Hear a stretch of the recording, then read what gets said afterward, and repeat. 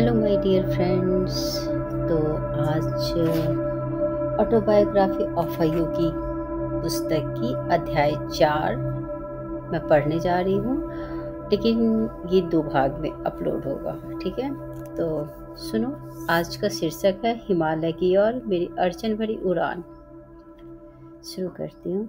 अपनी कक्षा से किसी बहाने से निकलो और एक घोड़ा गाड़ी लेकर आओ। गली में ऐसे स्थान पर रुकना जहाँ मेरे घर का कोई व्यक्ति तुम्हें देख न सके। मेरी मेरा यह अंतिम संदेश अमर मित्र के लिए था। अमर मेरे हाई स्कूल का मित्र, जिसने मेरे साथ हिमालय की ओर जाने की योजना बनाई थी। अपने पलायन के लिए हमने अगला दिन चुना था। सावधानियां बरतनी जरूरी थी क्योंकि अनंत की मेरे ऊपर कड़ी नजर थी। उसने मेरे घर से भाग जाने की योजना, जिसका विचार मेरे मन में सबसे पहले था, उसे असफल बनाने का निश्चय कर लिया था। ताबीज एक आध्यात्मिक यीस्ट की तरह मेरे अंदर चुपचाप काम कर रहा था। हिमालय में बर्फ से ढकी चोटियों के बीच मुझे आशा थी कि मेरे गुरु, जिनको मैं अक्सर अपने अंतर्मन के दिव्य दर्शनों में देखता था, मुझे मिल जाएंगे। मेरा परिवार अब कलकत्ता में रह रहा था, जहां मेरे पिताजी का अस्थायी रूप से स्थानांतरण हो गया था। पितृसत्ता प्रधान भारतीय परंपरा के अनुसार अनंत भी अपनी नववधू के साथ हमारे घर 4 गुरपार रोड पर रह रहे थे। घर की अटारी में स्थित एक छोटे से कमरे में मैं नित्य ध्यान केंद्रित करता और अपने मन को दिव्य खोज के लिए तैयार कर रहा था। उस यादगार सुबह की शुरुआत अमंगलकारी वर्षा के साथ हुई। सड़क पर अमर की गाड़ी के पहियों की आवाज सुनकर मैंने जल्दी जल्दी एक कंबल, एक जोड़ी सैंडल, लाहिड़ी महाशय जी की फोटो, एक भागवत गीता की प्रति, एक जाप करने की माला और 2 कपड़े साथ बांध लिए। पोटली को मैंने तीसरी मंजिल की खिड़की से नीचे फेंक दिया। मैं दौड़ता हुआ सीढ़ियों से नीचे उतरा और द्वार पर मछली खरीद रहे चाचा जी की तरफ से तेजी से निकल गया। ऐसी क्या जल्दी है? उन्होंने शंकित नजरों से मुझे देखा। बिना जवाब दिए मैं उन्हें देखकर मुस्कुराया और सीधे गली की तरफ चल पड़ा। षड्यंत्रकारी सावधानियां बरतते हुए मैं अमर के पास पहुंचा। गाड़ी में बैठकर हम चांदनी चौक एक कपड़े की दुकान पर गए। कई महीनों से हम थोड़ा थोड़ा कर पैसा जोड़ रहे थे ताकि अंग्रेजों जैसे कपड़े खरीद सके। हमें पता था अनंत अपनी जासूसी करने से बाज नहीं आएगा। उसको पलटी देने के चक्कर में हमने यूरोपियन कपड़े पहनकर भागने की अपनी योजना बनाई। स्टेशन के रास्ते मैं अपने चचेरे भाई जतिन घोष, जिन्हें मैं जतिनदा कहता था, वे हिमालय में गुरु की खोज में हमारे नए साथी थे। हमारे पास पहले से तैयार सूट को उन्होंने पहन लिया। अब हमें कोई पहचान नहीं सकता। ऐसा सोचकर हमारे मन खुशी से झूम उठे। अब हमें केवल कैनवास के जूतों की जरूरत है। मैं अपने साथियों को दुकान पर ले गया, जहां रबर के तले वाले जूते सजे हुए थे। जीव हत्या से तैयार चमड़े की वस्तुओं को पवित्र यात्रा पर नहीं ले जाना चाहिए। मैंने बीच रास्ते में भगवत गीता का चमड़े का कवर उतारा। अपनी 16 टोपी, हेलमेट को कसने वाला चमड़े का फीता निकाला। स्टेशन पहुंचकर हमने वर्धमान तक का टिकट खरीदा, जहां से हमने हिमालय की तलहटी में जाने वाली हरिद्वार की ट्रेन बदलनी थी। जैसे ही ट्रेन हमारी तरफ भागने लगी, मैंने अपनी महान आशाओं को इस प्रकार व्यक्त किया। जरा कल्पना करो, मैं उत्साहित होकर बोला। अब हमारे गुरु हमें दीक्षा देंगे और हम ब्रह्म चैतन्य की समाधि का अनुभव करेंगे। हमारे शरीर में ऐसी चुंबकीय शक्ति जागृत होगी कि हिमालयी वन्य पशु हमारे पास पालतू जानवरों की तरह आएंगे। बाघ एक पालतू बिल्ली की तरह खुद को हमारे द्वारा सहलाए जाने को आतुर होगा। भविष्य को वर्णित करने वाले यह बोल, जिन्हें मैं लांछनिक और वास्तविक दोनों मानकर चल रहा था, उन्हें सुनकर अमर मुस्कुरा उठा। परंतु जतिनदा ने अपनी नजर दूसरी तरफ फेर ली और खिड़की के बाहर देखने लगे। चलो पैसों के 3 हिस्से कर लेते हैं, जतिन ने अपनी लंबी चुप्पी तोड़ते हुए कहा। हम तीनों को वर्धमान में अलग अलग टिकट खरीदने चाहिए, जिससे स्टेशन पर किसी को पता नहीं चलेगा कि हम तीनों साथ साथ भाग रहे हैं। मैं बिना किसी आशंका के सहमत हो गया। सूर्यास्त के समय हमारी ट्रेन वर्धमान में रुकी। जतिनदा टिकट घर गए। अमर और मैं प्लेटफार्म पर रुके रहे। हमने 15 मिनट तक उनका इंतजार किया, फिर उनके बारे में पूछना शुरू किया। चारों तरफ देखने के बाद हम डर के मारे जोर जोर से उनका नाम पुकारने लगे, लेकिन जैसे कि वह इस छोटे से स्टेशन में कहीं खो गए थे। मैं पूरी तरह से घबरा गया था। इस घटना ने मेरे हाथ पांव फुला दिए। भगवान से मिलने की योजना क्या उनको भी नामंजूर थी? इतनी सावधानी से तैयार की गई योजना पर तुषारापात हो चुका था। अमर, हमें घर लौट जाना चाहिए। मैं एक छोटे बच्चे की तरह रो रहा था। जतिनदा का इस तरह से जाना अनिष्ट का सूचक है। यह यात्रा अब सफल नहीं हो सकती। क्या ईश्वर के लिए यही तुम्हारा प्रेम है? क्या तुम अपने धोखेबाज साथी के रूप में थोड़ी सी परीक्षा भी नहीं सह सकते? जब अमर ने दिव्य परीक्षण की बात की तब मेरा मन कुछ शांत हुआ। बर्दवान में हमने वहाँ की मशहूर मिठाइयाँ सीता भोग यानी देवी सीता का भोग और मोतीचूर के लड्डू जो छोटे छोटे गोलदानों से बना होता है का नाश्ता किया। कुछ ही घंटों में हम बरेली होकर जाने वाली हरिद्वार की ट्रेन में बैठे। अगले दिन मुगल सराय में ट्रेन बदलते हुए हमने प्लेटफॉर्म पर बैठकर अपनी यात्रा पर विचार विमर्श किया। अमर, शीघ्र ही रेलवे के अधिकारियों द्वारा हमसे सवाल किए जाएंगे। मैं अपने भाई के चातुर्य को समझता हूँ। चाहे जो भी हो, मैं झूठ नहीं बोलूंगा। मुकुंद, मेरा तुमसे केवल इतना अनुरोध है कि तुम बस चुप रहना। जब मैं बात कर रहा होऊंगा तब तुम हंसना या मुस्कुराना नहीं। इतने में एक यूरोपियन रेलवे अधिकारी मेरे पास आया। उसने एक तारपत्र को हिलाकर मुझे दिखाया, जिसका अर्थ मैं फौरन समझ गया। क्या तुम लोग नाराज होकर घर से भाग रहे हो? जी नहीं। मुझे प्रसन्नता हुई कि उसके द्वारा पूछे गए प्रश्न का मुझे उत्तर देने दिया गया। मैं जानता था कि हमारे पलायन का कारण नाराजगी नहीं वरन दैवीय वैराग्य था। फिर वह अधिकारी अमर की तरफ मुड़ा और फिर उनके बीच चातुर्य भरा वार्तालाप हुआ। उसमें मुझे चुप्पी बनाए रखना कठिन से कठिन होता गया। तीसरा लड़का कहाँ है? उस व्यक्ति ने अपनी आवाज को रौबदार बनाते हुए पूछा। अब सच सच बताओ।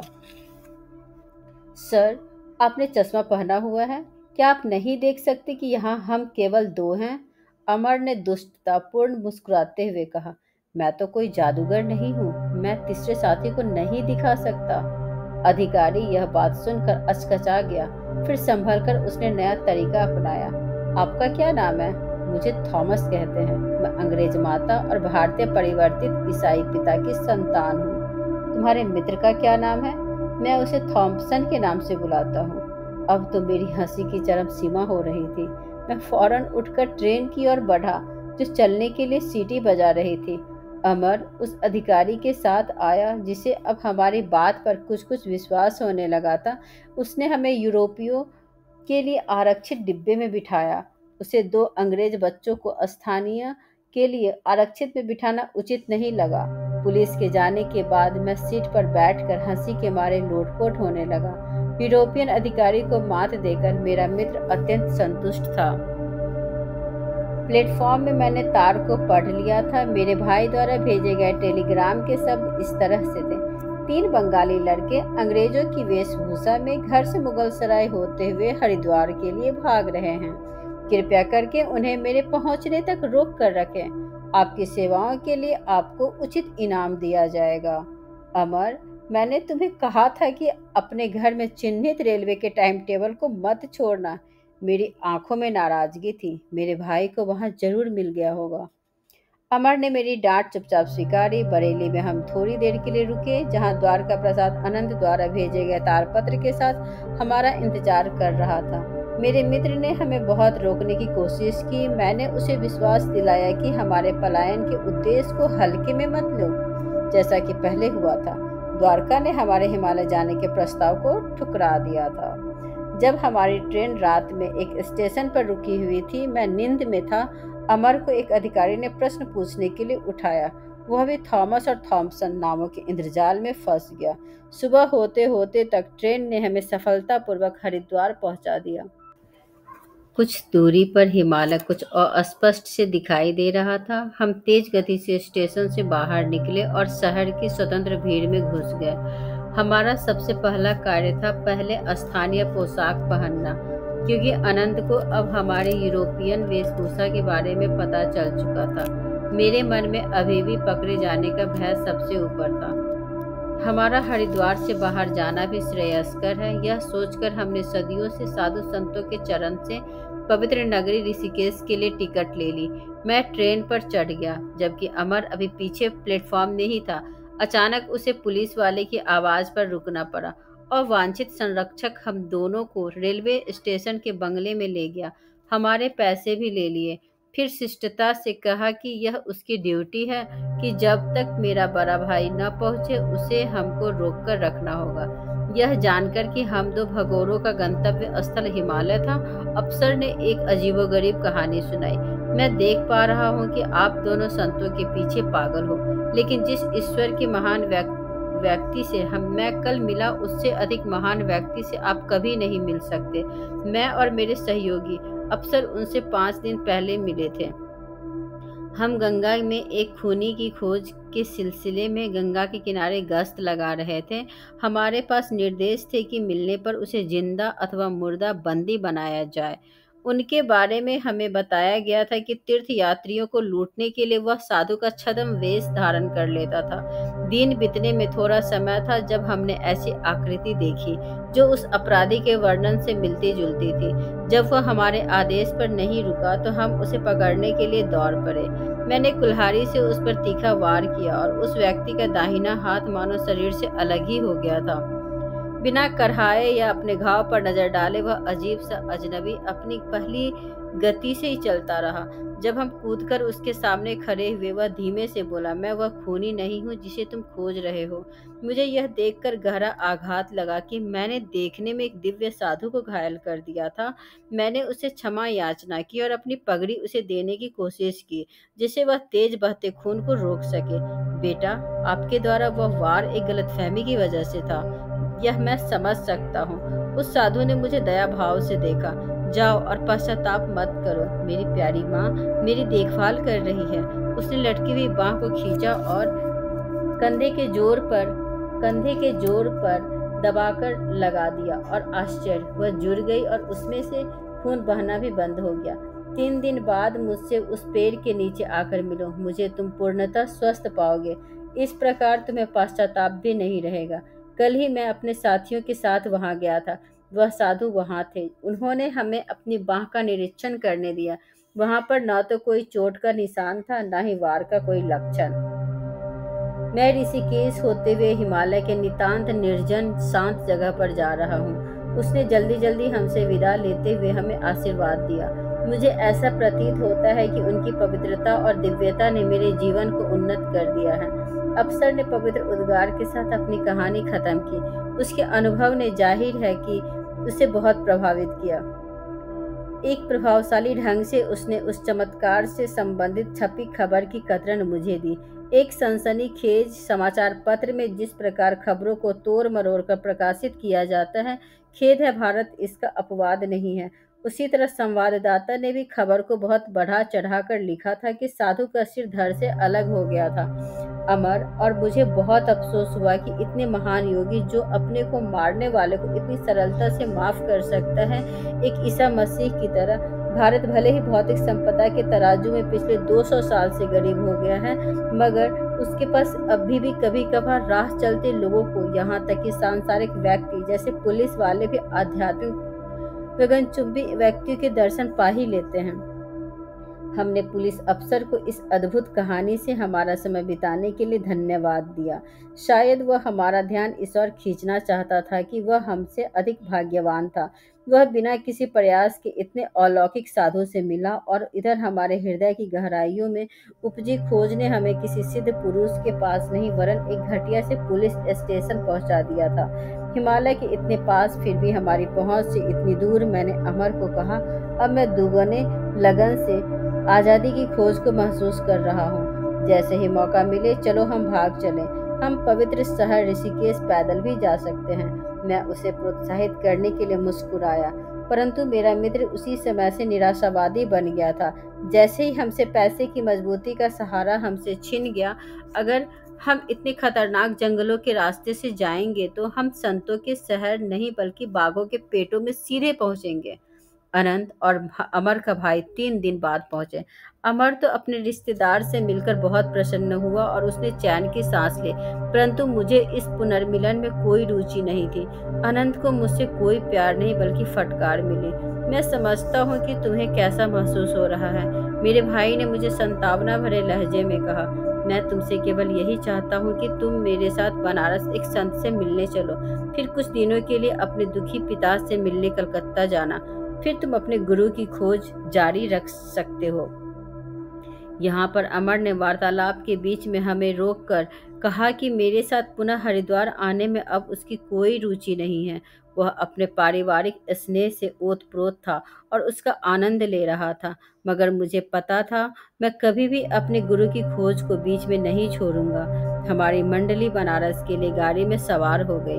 वहां मुझे तुरंत ही अपनी प्रार्थना का जवाब मिल गया।